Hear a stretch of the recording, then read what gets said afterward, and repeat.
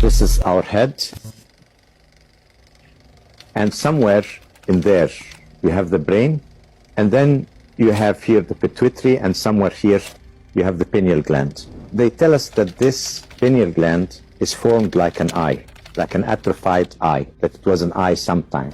But if it was really an atrophied eye, then why hide it under the brain if it was supposed to see light? But we know that as an eye, it's very sensitive to light, because when light hits it, it can't hit it directly, of course. Somehow it gets the information about light, then it produces certain things, chemicals in your body, and when there is no light, it produces others. So the moment the light goes off, it starts producing things like, for example, melatonin, and it puts you to sleep. But if this was the main reason for this, then the logical place for it would be somewhere out there. If it's an organ that senses light, the logical place for it would be somewhere where it can get the light. Or why would we need it to begin with? Because the eyes can do it for us. I mean, the eyes can sense the light and send the information to the brain. Why have something that looks like an eye that gets information from outside, but at the same time is pointing downwards under the brain? It must be, when we speak of its relationship to light. Now we are speaking about light being created in our system. We create our light. So it is sensitive, it could be sensitive to something there, but it is also related to some inner light. You know, this point in the ear, when you have your ear like that, in Chinese medicine, you imagine the ear like this to be like an inverted fetus, with the eyes here, the hands here, you see, and the legs here. It's like that. And the points here in treatment, they reflect every organ in your body. So your whole body is present in your ear like that. Now, in ancient times, there was nothing called jewelry. You wear jewelry here, you wear jewelry there. No. At the time when the door was open, you used things on your body for certain interactions with the forces of nature.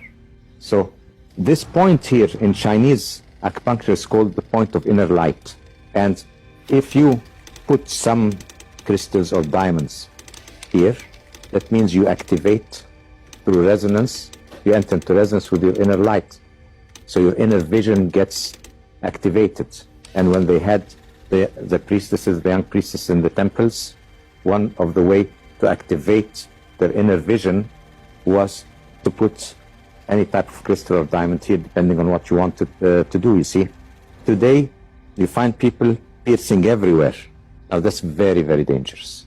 You could completely disrupt the functioning of your physical organs by piercing at this point or at that point or this point. They don't know that every point in the body is related to a certain organ, and you don't know the point you are piercing with what is it related, what are you really piercing, and what metal are you putting there, and what thing, something might be good in one place and not in the other, and all that. So it's very, very dangerous. We have seen, there is evidence that the ancient Egyptians did some piercing and things, and the Sumerians did it, or we have evidence of tattoos in ancient times and all that, but they chose the right symbol, the right shape on the right spot and all that. It wasn't just playing around.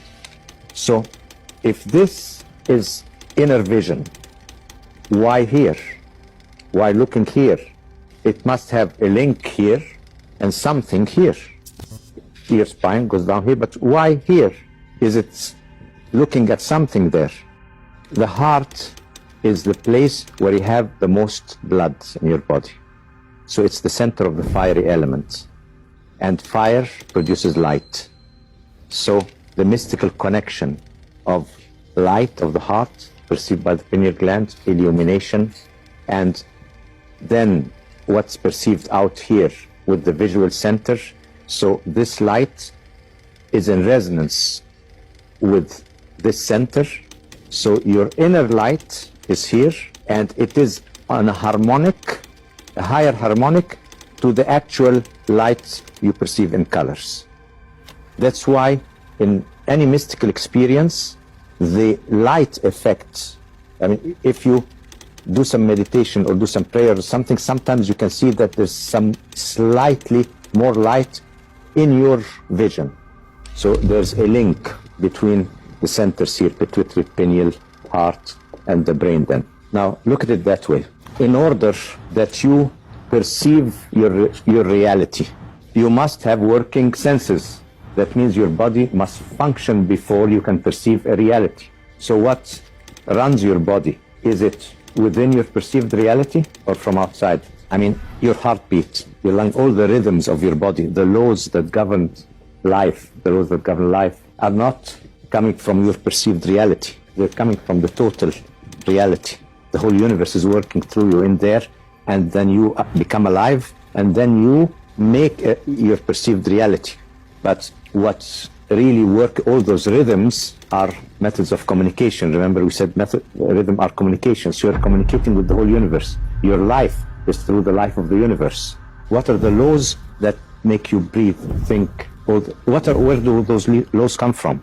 Those archetypal laws must be beyond the perceived reality, because they must be there first for us to see perceived reality.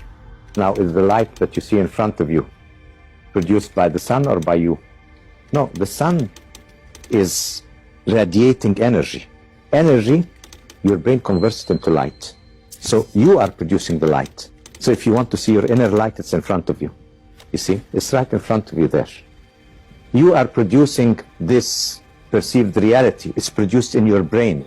I'll tell you something. When you close your eyes and you dream, or when you visualize, does the picture you visualize, whether you're awake or does it have colors and light and everything? Does it? Okay, that means you produce your own light. So all the senses are created in the brain.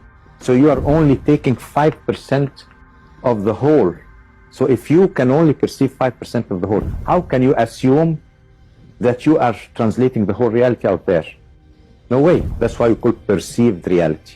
If I make my reality, I'm like a projector, you know. When you go to the movies, you watch the screen, and then in front of you there on the screen, you see the film, don't you? You have to see the film out there, and you think the film is out there. Is the film out there? No, where is the film? No, it's in the projector. I mean, where is the film that you see out there?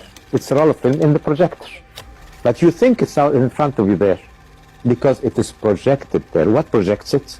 Light. Light. I'm taking another example. I'm going a step further. Now we went to the step after you produced it in your brain. Now we're taking the next step, you see. The next step is, after you produced in your brain, you have to project it outside.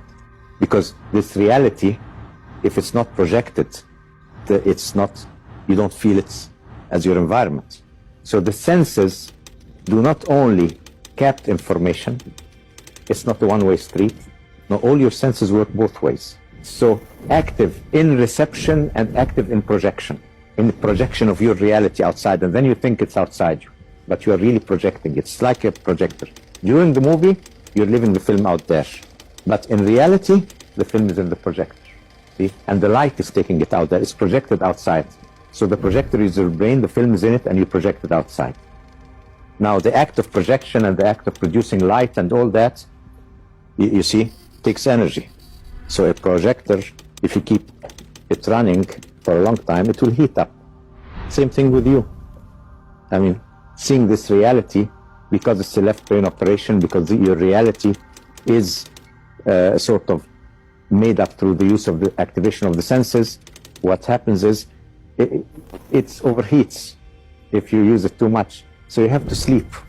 You can only use it for so long, and then you have to sleep a bit. You can't keep this reality out there for a long time, because you need a certain amount of stress to have it. But there are easy ways. Whenever it gets too stressful, you daydream. So you activate the other part of the brain. And then some daydreaming is relaxing. See, if a person has too many problems, he just daydreams a bit, yeah, and then you feel, and with many people, it becomes automatic. You see, it becomes automatic. The more you stress them, the more they fly out. And the more you concentrate, because reality, you know, the left brain, okay, I see reality, I go more into concentration, puts more stress. Now, if I am producing my reality and I have a projector, I'm producing my reality. That means I can control it. I can put my hand in front of the projector, make some images, do things. So I can play with this reality if I'm producing. But it doesn't work that way. Imagine that there are